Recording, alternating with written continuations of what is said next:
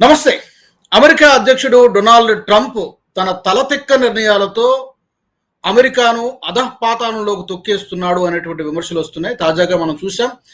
H1B visa application కోసం $1,00,000 ఫీజును పెట్టడంతో ప్రపంచం మొత్తం ఆశ్చర్యపోయింది. ఈ ప్రభావం అమెరికాపై ఏ విధంగా ఉండబోతోంది? ఈ అంశాన్ని గురించి మనము క్లుప్తంగా విశ్లేషించే ప్రయత్నం చేద్దాం. నాతో జాయిన్ అవుతున్నారు చర్చలో అనలిస్ట్ పికేటి ప్రసాద్ గారు. ప్రసాద్ గారు, ఒక అంచనా ప్రకారము ఈ యొక్క ప్రభావంతో ఈ H1B వీసా ఫీజును పెంచడం ద్వారా 1,23,000 కోట్ల ప్రభావం నష్టం జరగబోతోంది అమెరికా కంపెనీలకి అని చెప్పి ఒక అంచనా ఉంది. ముందుగా మీ ఒపీనియన్ ఏంటి సార్ దీని మీద? మొదటిగా మీకు నేషనలిస్ట్ హబ్ వ్యూవర్స్ అందరికి శరన్నవరాత్రి శుభాకాంక్షలు అండి. మీకు కూడా మా ఛానల్ తరఫున. అయితే ఇప్పుడు ట్రంప్ వ్యవహారం ఎలా ఉందంటే, మొత్తం అతను తీసుకొస్తున్న ఈ టరీఫ్లే కానివ్వండి, ఈ H1B హైక్లే కానివ్వండి, మొత్తం ప్రపంచ ఆర్థిక వ్యవస్థని మొత్తం అతలాకుతలం చేస్తోంది. సో దాంట్లో ఇప్పుడు చూసుకుంటే ఈ $1,00,000 $100K ఫీజ్ అని ఏదైతే చెప్తున్నారో, ఈ కాస్ట్ ఎవరైతే ఈ H1 వీసా మీద కంపెనీలు, ఐటీ కంపెనీలు ఎవరైతే స్పాన్సర్ చేసి ఎంప్లాయీస్ ని తీసుకొస్తున్నారో వాళ్ళకి అది గణనీయంగా పెరిగిపోతుంది కాస్ట్. అవును. ఇప్పుడు ఒక చిన్న ఉదాహరణ, సపోజ్ US లో H1 మీద పనిచేస్తున్నా లేకపోతే H1 మీద వెళ్దాం అనుకున్న వాళ్ళకి సంవత్సరానికి దగ్గర 1,600 గంటలు పనిచేస్తున్నారు అనుకోండి.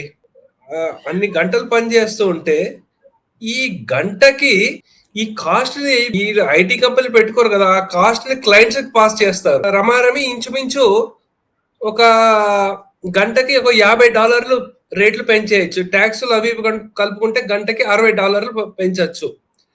అంటే 8 గంటలు రోజుకు పనిచేస్తూ ఉంటే ఆ కాస్ట్ ని 8 into 60 వేసుకోండి. అంటే దగ్గర $500 రోజుకి రేటు పెరిగిపోతుంది ఆ కాస్ట్. అంటే పోనీ నిజంగా అమెరికాలో నిజంగా అంత మేధావులు ఉన్నారా అంటే, టెక్నికల్ వర్క్ అంత చేసే వాళ్ళు ఉన్నారా అంటే అంత కూడా లేరు. అందు గురించి ఏంటంటే దీన్ని మనం ఎలా చూడాలంటే, ఈ ఆర్డర్ వల్ల ఏమవబోతోంది అంటే, ముఖ్యంగా అమెరికాకి ఇంపాక్ట్ ఎలా ఉంటుంది అనేది మనం చూసుకుంటే, భారత కంపెనీల మాట పక్కన పెడితే ఫస్ట్ అమెరికా కంపెనీలు చూసుకుందాం. అమెజాన్ కానివ్వండి, గూగుల్ కానివ్వండి, వాళ్ళు విపరీతమైన H1 వీసాల మీద బాగా డిపెండ్ అయి ఉన్నారు. అంటే మంచి ఇంజనీర్లు, కోడింగ్ చేసేవాళ్ళు, వాళ్ళందరూ అక్కడ US లో ఉండి ఆ కంపెనీకి ఆర్థిక వ్యవస్థలో పురోగతి చెందడానికి వీళ్ళ తీసుకొస్తున్న టెక్నాలజీ నాలెడ్జ్ చాలా యూస్ఫుల్ అవుతోంది. ఇటువంటి ఇలా తీసుకురావడంతో అమెజాన్ కంపెనీకి అయితే దగ్గర $1 బిలియన్ వరకు చాలా అధికమైన ఖర్చు లేకపోతే లాస్ అయ్యే అవకాశం ఉంది. దాంతోపాటు గూగుల్ వాడికి $550 మిలియన్. ఇంకా ఇదే కాదు, ఇది మనకి కొన్ని రిపోర్ట్స్ ఎలా వస్తున్నాయంటే, ఈ హిస్టారికల్ డేటా, ఈ స్టెమ్ ఫీల్డ్స్ అంటారు, అంటే ఇంజనీరింగ్ సైడ్ ఎక్కువ ఉండేది, వాటి మీద ఇంపాక్ట్ చాలా గణనీయంగా ఉంటుంది అని చెప్తున్నారు. ఇంకా అంటే మనకి ఇంకేం చెప్తున్నారంటే, ఏదో అక్కడ ఉద్యోగాలు కాపాడడం గురించి ఇలా చేస్తున్నాం అంటున్నారు, కానీ స్టార్టప్ కంపెనీల మీద కూడా చాలా పెద్ద ప్రభావం ఉండబోతోంది ఈ నిర్ణయం వలన. ఎందుకంటే అమెరికా గొప్ప కంట్రీ అని అందరూ చెబుతారు, కానీ ఈ ఎదుగుదలలో అమెరికా సిటిజన్స్ కంటే కూడా బయట నుంచి వచ్చినటువంటి స్కిల్డ్ మ్యాన్ పవర్ యొక్క ఇంపాక్ట్ ఎక్కువ ఉంది. అందులో మన ఇండియన్స్, మన భారతీయుల కంట్రిబ్యూషన్ చాలా ఉంది. అది సాఫ్ట్వేర్ డెవలపర్స్ కావచ్చు, కోడింగ్ కావచ్చు, లేకపోతే ఈ మెడికల్ సైంటిస్టులు కావచ్చు, వేరు రంగాలు. రాజు గారు, మీరు ఇంకోటి గమనించాల్సింది ఏంటంటే, అమెరికా కంట్రీయే ఫామ్ అయింది అలా కదా, మైగ్రెంట్స్ ద్వారానే అమెరికా అంత స్ట్రాంగ్ అయ్యింది.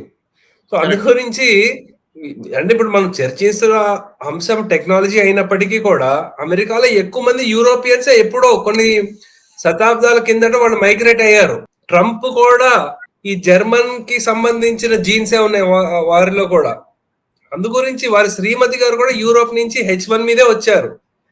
కరెక్ట్. So yes. సో అందు గురించి ఇప్పుడు ఏంటంటే సరే, ఇప్పుడు మామూలు వారు చెప్పడం, వారి వాదన ఎలా ఉందంటే ఏదో 1 ఇయర్ 2 ఇయర్స్ ఎక్స్పీరియన్స్ ఉండే వాళ్ళని తీసుకొచ్చేసి వీళ్ళు ఎక్స్‌ప్లాయిట్ చేస్తున్నారు. ఉండొచ్చు. అది కొన్ని చోట్ల అయ్యి ఉండొచ్చు అలా. కానీ దాన్నే బూచిగా చూపించేసి యాక్చువల్లీ ఇంకా పెద్ద నష్టం చేకూరుస్తున్నారు వీరు ట్రంప్.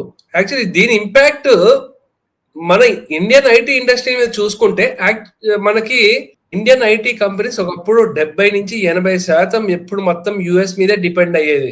తర్వాత అవును. వాళ్ళు డైవర్సిఫై చేసుకుంటూ వచ్చి పెద్ద పెద్ద కంపెనీలు టీసీఎస్ కానివ్వండి, ఇన్ఫోసిస్ కానివ్వండి, ఇటువంటి కంపెనీలు అమెరికా మీద డిపెండెన్సీ 40% ఏదో తీసుకొచ్చారు. సో ఇప్పుడు ఇతను తీసుకొచ్చిన దీని వల్ల అంత పెద్ద ఇంపాక్ట్ ఉండకపోవచ్చు, కొన్ని డెసిమల్ లోనే మాకు ఇంపాక్ట్ ఉంటుంది అని మన నాస్కామ్ వాళ్ళు మన రిపోర్ట్ తీసుకొచ్చారు. సో అంటే 100 బేసిస్ పాయింట్స్ వరకు మనకి ఎబిటా దాని మీద ఇంపాక్ట్ ఉంటుంది అంటున్నారు. సో ఇంకో ఇంపాక్ట్ ఏమవుతుందంటే మనకి H1B వీసా మీద ఇండియన్ కంపెనీస్ ఇండియన్స్ కి 71% ఉన్నారు. సో అందు గురించి కొన్ని క్లయింట్ ప్రాజెక్ట్స్ స్టార్ట్ అవ్వడము అది డిలే అవ్వచ్చు, లేదా మనకి కాస్ట్ పెరిగే అవకాశం, అంటే ఆన్ షోర్ లో ఉండి డెలివర్ చేయడానికి కాస్ట్ గణనీయంగా పెరగచ్చు. అందుగురించి కొన్ని కాంట్రాక్ట్లు కూడా మనం లూజ్ అయ్యే అవకాశాలు ఉంటుంది. ఇంకా చూసుకుంటే మనం ఇంకేం అనుకోవచ్చు అంటే కంపెనీలు వాళ్ళు H1 నుంచి L1 లకి షిఫ్ట్ అయిపోవచ్చు. సో అందు గురించి L1 వీసా మీద వెళ్ళి, అంటే L1 మీద వెళ్ళినా సరే అది కొంచెం L1 చాలా టైం పడుతుంది. లేదా దాని చుట్టుపక్కల అమెరికా చుట్టుపక్కల ఉన్న ఇవి ఉన్నాయి కదా, మెక్సికో ఇటువంటి చిన్న చిన్న దేశాలు ఎక్కడ ఉంటాయో అక్కడి నుంచి హైరింగ్ చేసుకోవడము, లేకపోతే లాటిన్ అమెరికా నుంచి హైరింగ్ చేసుకోవడం, అలా కూడా చేసే అవకాశాలు బాగా కనిపిస్తున్నాయి. ఇంకా సరే, మరి అక్కడి నుంచి ఇక్కడ వచ్చేసే వాళ్ళకి ఉద్యోగ అవకాశాలు అవన్నిటికీ కొంచెం ప్రాబ్లం అవ్వచ్చు. కానీ లాంగ్ టర్మ్ లో మనకు వీళ్ళు ఏం చెప్తున్నారంటే ఇంకా డిజిటల్ ట్రాన్స్ఫార్మేషన్ చేసి లేదా కాస్ట్ తగ్గించడానికి ఇంకా ఆఫ్ షోర్ చేయొచ్చు అంటారు. అంటే 2018లో ఇటువంటివే ట్రంప్ తీసుకురావడంతో ఎక్కువ మనకి వీసా రిజెక్షన్లు అవన్నీ చేస్తూ ఉంటే దానికి పర్యవసానంగా ఏమైందంటే 10-15% మళ్ళీ ఆఫ్ షోర్ బిజినెస్ పెరిగింది. అలా కూడా అయ్యే అవకాశాలు మనకు కనిపిస్తున్నాయి రాజు గారు. ఇంకా చెప్పాలంటే మనకి దీన్ని మనకి షార్ట్ టర్మ్ లో మనకి ఏదైనా లాస్ ఉండొచ్చేమో, కానీ లాంగ్ టర్మ్ లో మనకి చాలా మంచే చేకూరుస్తుంది. ఎందుకంటే బాగా చదువుకున్న వాళ్ళు అందరూ ఈ యుఎస్ అనే పిచ్చ ఏదైతే ఉందో అది కొంచెం తగ్గుతుంది. మనకి ఇక్కడ కూడా కొంచెము అరే మనల్ని ఇలా తొక్కుతున్నారు కాబట్టి మనం ఎలా అయినా తిరిగి వెళ్ళి ఇంకా బాగా పని చేయాలి, మన దేశానికి మనం ఏదో ఒకటి చేయాలి అన్న ఆ స్ఫూర్తి మనకి మన అందరిలో ఇంకా పెరిగే అవకాశం ఉంటుంది. అంటే మామూలు ఒక చోట చదువుతున్నాను, చాలా మంది భారతీయులు ఎవరైతే యుఎస్కి వెళ్తున్నారో వాళ్ళు అక్కడ యుఎస్ నే ప్రేమించి ఇండియాకి తిరిగి వచ్చి ఇండియాలో ఇది లేదు అది లేదని కంప్లైంట్ చేస్తూ ఉంటారు. వాళ్ళు అక్కడే స్థిరపడిపోతుంటారు. చైనా వాళ్ళు అలా కాకుండా అక్కడ వెళ్ళి వాళ్ళ టెక్నాలజీ అవన్నీ నేర్చుకుని వచ్చి మళ్ళీ చైనాలో వాళ్ళ సొంత ప్రోడక్ట్లు చేస్తారు అంటారు సామాన్య. అయితే ఇప్పుడు భారతీయులకు కూడా మన దేశానికి తిరిగి వచ్చి ఇలా మళ్ళీ మన దేశానికి ఏదో ఒక చేసే మంచి అవకాశం అండి ఇది. కరెక్ట్. బ్రెయిన్ డ్రైన్ అనేది ఇక్కడి నుంచి మన టాలెంట్ అమెరికాకు ఉపయోగపడుతోంది. సో ఈ నిర్ణయం ద్వారా తాత్కాలికంగా 6 నెలలు సంవత్సరంలో మనకి కొంత నష్టము కొంత ఇబ్బంది ఉంటుంది, కానీ లాంగ్ రన్ లో మీరు అన్నట్టుగా మన భారతీయులకి భారతదేశానికి కూడా చాలా ప్రయోజనం కలిగే అవకాశం ఉందని చెప్తున్నారు. అయితే ఇండియన్ టెక్ కంపెనీస్ కూడా కొన్ని ఉన్నాయి కదా సార్, టీసీఎస్ కానివ్వండి, విప్రో కానివ్వండి, ఇలా కొన్ని ఇన్ఫోసిస్ ఇలాంటి కొన్ని కంపెనీలు. ఇండియన్ టెక్ కంపెనీస్ కూడా భారతీయ టెక్ కంపెనీలకు కూడా కొంత నష్టం జరుగుతుందా ఈ నిర్ణయం వలన?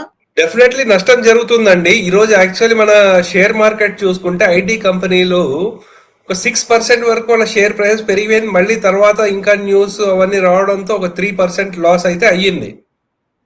సో లాస్ అంటూ ఉంటుంది, కానీ మన ఐటీ కంపెనీలు, ఇండియన్ ఐటీ కంపెనీలు ఏం చేస్తున్నాయంటే వాళ్ళకి ప్రాఫిట్లు వస్తే ఏదో ఫిక్స్డ్ డిపాజిట్లు లేకపోతే ఇంకా దేంట్లోనే ఇన్వెస్ట్మెంట్లు చేసుకునే ఆ ప్రక్రియలోనే ఉన్నారు, కానీ మంచి ప్రోడక్ట్లు డెవలప్ చేయడము లేకపోతే ఇంకా R&D మీద మనం స్పెండ్ చేయడం అవి చేయలేదు ఇప్పటి వరకు. సో ఇప్పుడు తాత్కాలికంగా మనకి కొంచెం నష్టాలు లేకపోతే ప్రాఫిట్ ఆఫ్టర్ ట్యాక్స్ కొంచెం తగ్గచ్చు, కానీ ఇంకా ఇప్పుడు కూడా ప్రాఫిట్ లోనే ఉంటాయి.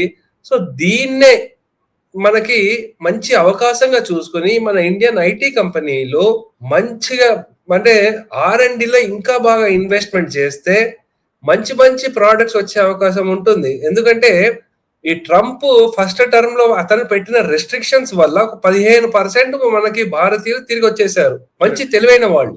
వచ్చిన తర్వాత ఏమైంది, మనకి ఇటువంటి యూపీఐ అడాప్షన్లు ఇవన్నీ బాగా పెరిగాయి. అంటే ఫైనాన్షియల్ టెక్నాలజీలో వరల్డ్ క్లాస్ ప్రోడక్ట్ డెవలప్ చేశాం. సో అందు గురించి ఏంటంటే మనకి ఇక్కడ మనకి కన్సంప్షన్ అంటే 140 కోట్ల మంది ఉన్నారు. ఇంటర్నెట్ చాలా మంది కొన్ని కోట్ల మంది దగ్గర ఉంది. సో అందుగురించి ఇవన్నీ యూజ్ చేసుకుని మన భారతదేశంలోనే మిగతా వాడి మీద డిపెండ్ కాకుండా మనం ఇంకా చేయొచ్చు. అదే కాకుండా ఇంకోటి ఏమవబోతుందంటే ఎప్పుడైతే ఇంకా ఐటీ సర్వీసెస్ లేకపోతే ఐటీ కంపెనీలు వాళ్ళు సొంతగా ఇవి చేయలేకపోతున్నారు లేకపోతే ఈ కాస్ట్లు చాలా ఎక్కువైపోతున్నాయో యుఎస్ లో ఉండే క్లయింట్సే మనకి గ్లోబల్ కేపబిలిటీ సెంటర్స్ అని మన ఇండియాలోనే ఇంకా ఎక్కువ వాళ్ళ బ్రాంచెస్ ని ఓపెన్ చేయొచ్చు యుఎస్ కంపెనీలే. అంటే మనకి ఇప్పుడు అమెజాన్ కానివ్వండి, ఈ లేకపోతే గూగుల్, మైక్రోసాఫ్ట్, ఆరకల్ ఇటువంటి పెద్ద పెద్ద కంపెనీలు ఏవైతే ఉన్నాయో వాళ్ళకి ఇక్కడ సెంటర్లు ఉన్నాయి కదా, ఆ సెంటర్లను కూడా ఇంకా బాగా ఎక్స్పాండ్ చేసే అవకాశం బాగా కనిపిస్తుంది. అలాగే ఏంటంటే ఆ కామర్స్ సెక్రటరీ మాటలు కూడా మనం విన్నాము, ట్రంప్ మాటలు కూడా మనం వింటూ ఉన్నాము. పనికిరాని వాళ్ళు మా దేశానికి రావద్దు, హైలీ స్కిల్డ్ పీపుల్ మాత్రమే అని ఈ మధ్యనే కామర్స్ సెక్రటరీ మాట్లాడు హోవర్డ్. సో ఇది అంటే వాళ్ళు అక్కడ హైలీ స్కిల్డ్ పీపుల్ ఉంటే కనుక ఇక్కడి నుంచి జనాన్ని ఎందుకు ఇంపోర్ట్ చేసుకుంటారు, ఇంతమంది లక్షల మందిని ఎందుకు అక్కడికి తీసుకోవాల్సినటువంటి అవసరం ఉంటుంది? అక్కడ లేకనే కదా మన వాళ్ళు వెళ్ళి అక్కడ అద్భుతమైనటువంటి ఫలితాలు సాధిస్తున్నారు. పెద్ద పెద్ద కంపెనీస్ కి సీఈఓలుగా ఉన్నారు, గూగుల్ కానివ్వండి, మైక్రోసాఫ్ట్ కానివ్వండి. ఇవంటే ఏంటంటే మీరు అన్నట్టుగా ఒకసారి ఆ స్ఫూర్తి కనుక అక్కడ ఉన్నటువంటి ఎంప్లాయీస్ లో వస్తే డెఫినెట్ గా అది మనకి మంచి భవిష్యత్తు. మన పీయూష్ గోయల్ గారు కూడా అన్నారు కదా, మన భారత్ కే చాలా మంచిది అని చెప్పారు. వారు కేంద్ర మంత్రివర్యులు పీయూష్ గోయల్ గారు చెప్పారు భారత్ చాలా మంచిది ఇది అని చెప్పారు. అంటే మనం చూసుకోవాల్సిన హిస్టారికల్ ఎగ్జాంపుల్స్ కూడా చూసుకోవాలి. మనం 98లో న్యూక్లియర్ శాంక్షన్స్ విధించారు మన మీద. విధించిన తర్వాత ఏమైంది మనకి, దాంతో మనకి ఏం చేసామంటే టెక్నాలజీ ట్రాన్స్ఫర్లు ఇవన్నీ ఆపేయడం లేకపోతే ఆంక్షలు విధించారు. దాంతో అది మనకి మంచి బూస్టప్ ఇచ్చి ఇండియాకి న్యూక్లియర్ ఎనర్జీ కానివ్వండి, స్పేస్ కానివ్వండి, డిఫెన్స్ ఈ రంగాల్లో ఇంకా మనం ఆత్మనిర్భర్ అది సాధించాం మనం. సో అలాగే ఎప్పుడైతే వీడు జనరలైజ్డ్ సిస్టమ్ ఆఫ్ ప్రిఫరెన్సెస్ అని మన ఎక్స్పోర్ట్స్ కి ఒక $6 బిలియన్ మనకి ప్రాబ్లం వచ్చింది 2019లో. దాని తర్వాత మన గవర్నమెంట్ ఏం చేసింది, ప్రొడక్షన్ లింక్డ్ ఇన్సెంటివ్స్ అని పెట్టింది. అంటే ఆల్టర్నేటివ్ మార్కెట్స్ లోకి ఎక్స్పోర్ట్స్ ఇంకా ముందు తీసుకెళ్ళడానికి. అయితే ఇంకా వీళ్ళు ఎప్పుడైతే వేరే దేశాల మీద ఎలా అయితే చేస్తున్నారో చైనా వాళ్ళు కూడా చేశారు అలాగే. కానీ వాళ్ళు కూడా చైనా వాళ్ళు కూడా ఎప్పుడైతే ఈ రష్యా, యుక్రెయిన్ వాటి మీద ఆంక్షలు విధించారో చైనా వాడు ఇంకొక రూట్ లోంచి వాడికి చీప్ గా ఆయిల్ తెచ్చేసుకున్నాడు సైబేరియా నుంచి. సైబేరియా గ్యాస్ పైప్ లైన్ అని చెప్పి మార్కెట్ కంటే తక్కువ తెచ్చేసుకున్నాడు. అలా యుఎస్ వాడు ఏం చేశాడు, చైనా కంపెనీ హువాయి అనే కంపెనీ మీద బాగా ఆంక్షలు పెట్టేశాడు. దాంతో వీళ్ళు ఏం చేశారు, సెమీ కండక్టర్ లో వాళ్ళ సెల్ఫ్ సఫిషియన్సీ పెంచుకొని ఇంకా బాగా వాళ్ళు ఈ పేటెంట్స్, ఇన్నోవేషన్లు లేకపోతే 5G ఇటువంటి నెట్వర్క్లని తీసుకొచ్చారు. అంతే ఎప్పుడైనా సరే ఈ దేశాలు అంటే చైనా కానివ్వండి, ఇండియా కానీ కొన్ని వేల సంవత్సరాల నుంచి ఉంది ఇక్కడ వాళ్ళకి టాలెంట్. ఇవన్నిటిని మళ్ళీ బయటికి తీసుకొచ్చే మంచి అవకాశము ట్రంప్ కలిగిస్తున్నాడు. కాబట్టి మనం అందరం దీన్ని సద్వినియోగపరుచుకోవాలి. కరెక్ట్ ప్రసాద్ గారు. ఇదంతా ఆపర్చునిటీ, క్రైసిస్ లో నుంచే కొత్త అవకాశాలను వెతుక్కోవాల్సినటువంటి అవసరం ఉంది, ప్రత్యామ్నాయ మార్గాలను చూసుకోవాల్సినటువంటి అవసరం ఉంది. ఇది కేవలం H1B వీసా ఫీజుకు సంబంధించి మాత్రమే కాదు, మనపై వేసినటువంటి ఆ 50% టారిఫ్లకు సంబంధించి కూడా ఇదే మనకు వర్తిస్తుంది. డెఫినెట్ గా మోదీ గారు చెప్పినట్టు రీసెంట్ గానే మాట్లాడారు. ఇది ఒక కొత్త అవకాశాలను సృష్టించుకున్నటువంటి సమయం, కొంచెం ఇబ్బందికరమైనప్పటికీ కూడా. Thank you very much Prasad గారు, ధన్యవాదాలు. అది మరి మీ అభిప్రాయాన్ని కూడా మాకు తెలియచేయండి. ట్రంప్ తీసుకుంటున్నటువంటి ఈ నిర్ణయాలతో మనపై, అంటే మన దేశంపై తాత్కాలికంగా కొంత ప్రభావం ఉండొచ్చు, కొంత ఇబ్బంది ఉండొచ్చు. కానీ చాలా మంది విశ్లేషకులు చెబుతున్నటువంటిది అమెరికా పైన, అమెరికా ప్రజల పైన చాలా పెద్ద ఎత్తున భారం పడబోతోంది, కొన్ని లక్షల కోట్ల రూపాయల భారం పడబోతోంది అనేది వాళ్ళ వాదన. మరి మీరేమనుకుంటున్నారో ఈ అంశానికి సంబంధించి తప్పకుండా కామెంట్ సెక్షన్ లో తెలియజేయండి. అలాగే ఎన్హెచ్ టీవీ నుంచి ఇంకా ఎలాంటి టాపిక్స్ మీరు రాబోయే రోజుల్లో కోరుకుంటున్నారు అనేది కూడా మీరు కామెంట్స్ ద్వారా మాకు చెప్పొచ్చు. మరో టాపిక్ తో మళ్ళీ కలుద్దాం. Keep watching NH TV. జై హింద్. ఈ వీడియో మీకు నచ్చినట్టయితే లైక్ చేయండి, 10 మందికి షేర్ చేయండి. అలాగే కామెంట్ల రూపంలో మీ అభిప్రాయాలను మాతో పంచుకోండి. Nationalist hub group of channels ను సబ్స్క్రైబ్ చేసుకుని తెలుగునాట జాతీయవాద జర్నలిజాన్ని ప్రోత్సహించండి. ఈ వీడియో కింద ఉన్న బెల్ ఐకాన్ పై క్లిక్ చేయడం మర్చిపోవద్దు.